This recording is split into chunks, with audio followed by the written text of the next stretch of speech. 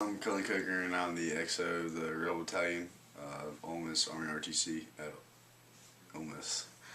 Um, what is the XO and what do you do? XO stands for Executive Officer. It's second in command of the battalion, and you're in charge of all the staff, the seniors, which are called MS4s, that have already gone to LDAC, and they're going to be about to be commissioned once they graduate. I'm in charge of them, and we run the battalion. We have 100 and so on cadets.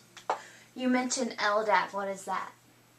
It's an assessment course that you go to after your junior year, and it's kind of what you do. You train in RTC, not only for LDAC, but to be a platoon leader and be an officer. But it's basically a camp, 28 days where you go and they assess you on land nav, leadership, basic officer skills, to see where you rank up against the rest of the cadets in the country. How was your assessment?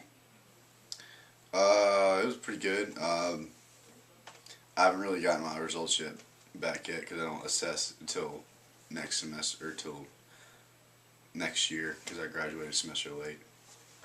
How does LDAC affect the rest of your Army career? It just depends on what you get. At LDAC, it has a direct impact on what branch you go in the military, along with your GPA, extracurricular activities, your ranking at RTC at your university, and it all compiles into one score that ranks you on something called the Order of Merit list, and that determines what branch you get. Because there's a lot of different branches in the Army. You have infantry, armor, all the combat arms branches, and then you have support branches, service support branches. I'm trying to go either military intelligence or EOD, which is explosive ordnance disposal. What made you choose military intelligence or EOD? I'm an Arabic language major. Well, I'm a liberal studies major, but I specialize in Arabic language. I've been taking it since my freshman year, and lived overseas for a little while, and I'm functionally fluent.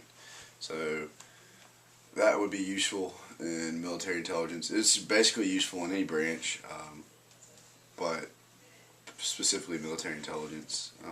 But ordnance, I like that because a lot of the guys, the EOD guys, they do a lot of post-blast analysis. So after an IED blows up, they'll go to the scene and collect evidence and talk to the people.